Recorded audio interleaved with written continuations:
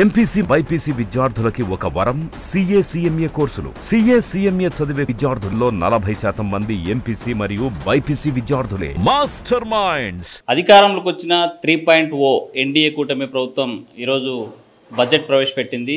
అసలు ఏ రాష్ట్రాలకు ఎలా బడ్జెట్ జరిగింది, తెలుగు రాష్ట్రాలకు జరిగినటువంటి మేలేంటి, ముఖ్యంగా ఏపీకి కేటాయించిన బడ్జెట్లో ఎలా అలొకేషన్ జరిగింది అనేటువంటి అంశం మీద మనతో మాట్లాడడానికి సిపిఐ రాష్ట్ర ప్రధాన కార్యదర్శి రామకృష్ణ సార్, చెప్పండి. ఈరోజు బడ్జెట్ ప్రవేశపెట్టింది కేంద్ర ప్రభుత్వం, దీన్ని ఎట్లా చూడాలి? ఏమైనా మేలు జరిగేటువంటి అవకాశాలు ఏమైనా కనిపించాయా? అలాంటి బడ్జెట్ ఏమైనా కనిపించింది? గత 10 ఏళ్లుగా బీజేపీ ప్రభుత్వం కేంద్రంలో అధికారంలో ఉంది. ఇవాళ బీజేపీకి సొంతంగా మెజారిటీ లేనందువల్ల ఇతర పార్టీలపైన ఆధారపడి ఎన్డీఏ గవర్నమెంట్ అక్కడ ఉంది. నిర్మలా సీతారామన్ గారు ప్రవేశపెట్టిన బడ్జెట్లో ఆమె చెప్పింది ఏమంటే రాబోయే 5 ఏళ్ల కాలంలో 4 కోట్ల మందికి ఉపాధి చూపుతామన్నారు. మరి గతంలో 2014 ఎన్నికల్లో 10 ఏళ్ల క్రితం అధికారంలోకి రావడానికి ప్రతి ఏటా 2 కోట్ల మందికి ఉద్యోగాలు ఇస్తామన్నారు. పక్కాగా ఫెయిల్యూర్ అయ్యారు. ఇవాళ భారతదేశంలో రికార్డు స్థాయిలో అన్ఎంప్లాయ్మెంట్ ఉంది. ప్రైస్ రైజ్ విపరీతంగా పెరిగిపోయింది. ఈరోజు సాధారణ ప్రజలు కొన్ని తినలేని పరిస్థితులు ఉన్నాయి. కాబట్టి ఆ సమస్యను అడ్రస్ చేయాల్సిన బాధ్యత ప్రభుత్వం పైన ఉంది. దీనికి తోడు రైతాంగ సమస్యలు ఏమైనా పరిష్కారం చేశారంటే పరిష్కారం చేయడంలో విఫలమయ్యారు. రైతుల్లో తీవ్రమైన అసంతృప్తి ఉంది. అప్పుల భారంలో కుంగిపోతూ ఉన్నారు. ఆత్మహత్యలకు పాల్పడుతూ ఉన్నారు. కాబట్టి ఏమంటే ఈ మౌలిక సమస్యలు ఏవైతే ఉన్నాయో మౌలిక సమస్యలు ఏమాత్రం కూడా ఈ ప్రభుత్వం పట్టించుకోలేదు. ఒక ఆంధ్ర రాష్ట్రానికి సంబంధించి మాత్రం కొంతమంది చెప్తున్నట్లుగా అది అందరికీ బ్రహ్మాండమేని చెప్పలేను కానీ అమరావతి రాజధానికి 15,000 కోట్ల రూపాయలు కేటాయించడము, భవిష్యత్తులో కూడా సహకారం అందిస్తామని చెప్పడం మాత్రం స్వాగతించాల్సిందే. ఎందుకంటే రాజధాని లేని రాష్ట్రంగా గత 10 ఏళ్లుగా మనం ఇబ్బందులు పడుతూ ఉన్నాం. కాబట్టి అమరావతి రాజధాని అభివృద్ధి కావడానికి వారు ఇచ్చిన సహకారానికి స్వాగతం. అదే సందర్భంలో పోలవరం ప్రాజెక్టు విషయంలో క్లారిటీ లేదు. ప్రాజెక్ట్ కంప్లీట్ చేస్తామని చెప్తా ఉన్నారు కానీ దాంట్లో మెయిన్ కాంపోనెంట్ నిర్వాసితులకు ఇవ్వాల్సిన 30,000 కోట్ల రూపాయలు. ఆ నిర్వాసితుల గురించి ఒక్క మాట మాట్లాడలేదు ఆమె బడ్జెట్లో. కాబట్టి ఏమంటే దాని విషయంలో ఇది ఉంది. తర్వాత రెండోది కూడా వెనుకబడిన ఉత్తరాంధ్ర, రాయలసీమ, ప్రకాశం జిల్లాలకు ప్యాకేజ్ ఇస్తామన్నారు కానీ గతంలో 3 ఏళ్ళు ఇచ్చారు. సంవత్సరానికి ఒక్కొక్క జిల్లాకు 50 కోట్లు. తద్వారా ఏ సమస్య పరిష్కారం కాదు, జిల్లా అభివృద్ధి కాదు. కాబట్టి మేము కోరేది ఏమంటే వెనుకబడిన ప్రాంతాల అభివృద్ధి కావాలంటే ఖచ్చితంగా బుందేల్ఖండ్ తరహా ప్యాకేజ్ అవసరము. మీరు అక్కడ బుందేల్ఖండ్ ప్రాంతంలో ఎలాంటి ప్యాకేజ్ అయితే ఇచ్చారో దాన్ని ఇక్కడ కూడా అమలు చేయాలని చెప్పి కూడా కోరుతా ఉంది. కేంద్రం ప్రవేశపెట్టిన బడ్జెట్ కేవలం బీహార్, ఏపీ కోసం ప్రవేశపెట్టారనేటువంటి విమర్శలు వస్తూ ఉన్నాయి. అయితే ఈ రాష్ట్రం కేంద్ర ప్రభుత్వం మీద ఆధారపడడానికి అంటే ఏపీ యొక్క మద్దతు మీద ఆధారపడేటువంటి పరిస్థితి ఉంది కాబట్టి ఈరోజు బడ్జెట్ అలొకేషన్ జరిగింది. అంటే ఎందుకోసమని ఈ రాష్ట్రాల పట్ల వివక్షత కేంద్ర బడ్జెట్లో? వివక్షత ఏం కాదు. వాళ్ళు బీహార్ రాష్ట్రానికి సహాయం చేయాలనుకున్నారు, కొద్ది మేరకు చేశారు. అదేం పెద్ద సహాయం కాదు. 25,000 కోట్ల రూపాయలు అదనంగా ఇచ్చారని చెప్పారు. మన ఆంధ్ర రాష్ట్రానికి సంబంధించి రాజధాని నిర్మాణానికి 15,000 కోట్లు ఇవ్వడం తప్ప వారు పెద్దగా అదనంగా ఇచ్చింది ఏం లేదు.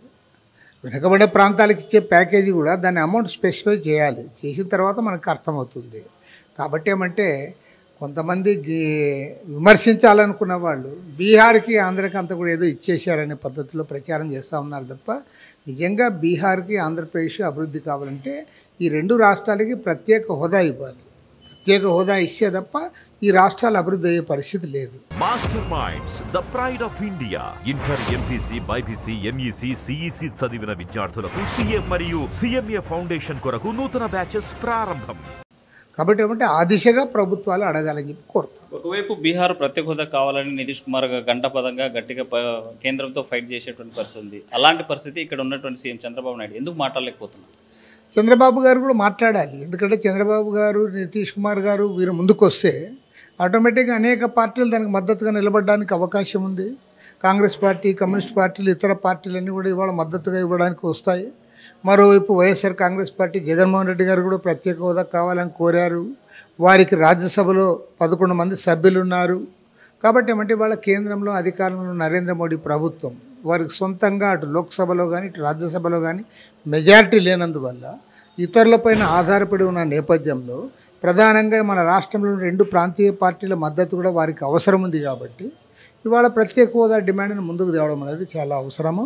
ఆ రకంగా చంద్రబాబు నాయుడు గారు తన చాణక్యాన్ని ప్రదర్శించాలని కోరుతా ఉన్నారు. అంటే ఒకవైపు చూస్తున్నాం మనం సాధారణంగా ఒక 5 లక్షలు ఉంటే ఇన్కమ్ ట్యాక్స్ ఎగ్జిబిషన్ 5 లక్షలు ఉంటే ఆదాయ మార్గం ఉంటే తప్ప కట్టేటువంటి పరిస్థితి గతంలో ఉండేది. కానీ ఈ బడ్జెట్లో 3 లక్షల ఆదాయం వచ్చినట్లయితే 5% ట్యాక్స్ కట్టాలనేటువంటి ఒక నిర్ణయాన్ని తీసుకుంది. దీన్ని ఎట్లా చూడాలి?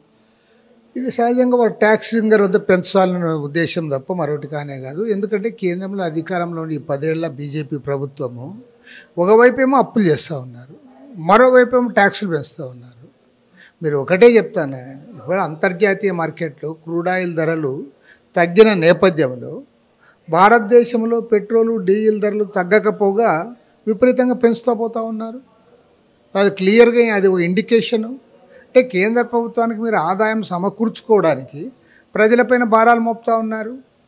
అంతర్జాతీయ మార్కెట్లో క్రూడ్ ఆయిల్ ధరలు తగ్గినప్పుడు మీరు ఎందుకు తగ్గించలే, తగ్గించకపోగా ఎందుకు పెంచుతూ ఉన్నారు, ఎందుకు ఆదాయం రాబట్టుకోవడం. అదేవిధంగా ఇన్కమ్ ట్యాక్స్ విషయంలో కూడా ఇదే రకంగా ఆదాయాన్ని పెంచుకోవడానికి ప్రయత్నం చేస్తూ ఉన్నారు.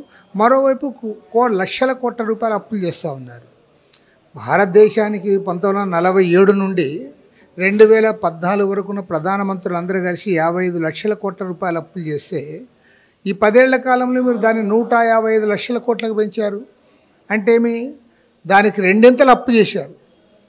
పెద్ద ఎత్తున అప్పుల పాలు చేశారు దేశాన్ని. మరోవైపు ప్రజలపైన భారాలు మోపారు. పోనీ అల్టిమేట్గా మీరు చేసింది ఏమి అభివృద్ధి అంటే అభివృద్ధి ఎక్కడ కనపడంలే. రైతులు ఎవరు సంతృప్తికరంగా లేరు. పేద ప్రజలకు ఏం మేలు జరగలే. ఉద్యోగాలు ఇవ్వలేకపోయారు.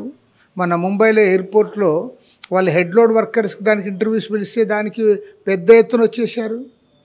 దీన్ని బట్టి అర్థమవుతా ఉంది భారతదేశంలో నిరుద్యోగము తాండవిస్తూ ఉంది. రికార్డు స్థాయిలో ఇవాళ భారతదేశంలో నిరుద్యోగ సమస్య ఉంది.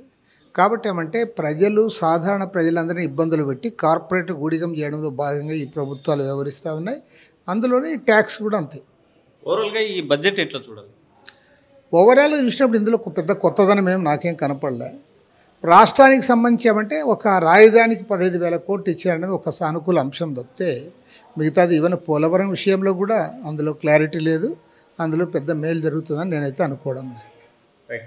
సెంట్రల్ బడ్జెట్ చూసినట్లయితే కేవలం చెప్పుకోవడానికి మాత్రమే తప్ప పెద్ద ఉపయోగకరమైనటువంటి సామాన్యకు ఉపయోగకరంగా అయితే కనిపించడం లేదు. అయితే అమరావతికి 15,000 కోట్లు కేటాయించడం కొంత శుభపరిణామం అయినప్పటికీ వెనుకబడ్డ ప్రాంతాలకి ప్రత్యేక ప్యాకేజీ కేటాయించడంలో మాత్రం అలసత్వం వహించింది కేంద్రం అనేటువంటి స్పష్టంగా అర్థమవుతుందని చెప్పేటువంటి పరిస్థితి. రామకృష్ణ, వీడియో జర్నలిస్ట్ చంద్రశేఖర్ తోసి నాటి కర్నూలు. మరిన్ని వీడియోస్ కోసం ఛానల్ సబ్స్క్రైబ్ చేయండి. లేటెస్ట్ అప్డేట్స్ కోసం వాట్సాప్ ఛానల్ ఫాలో చేయండి.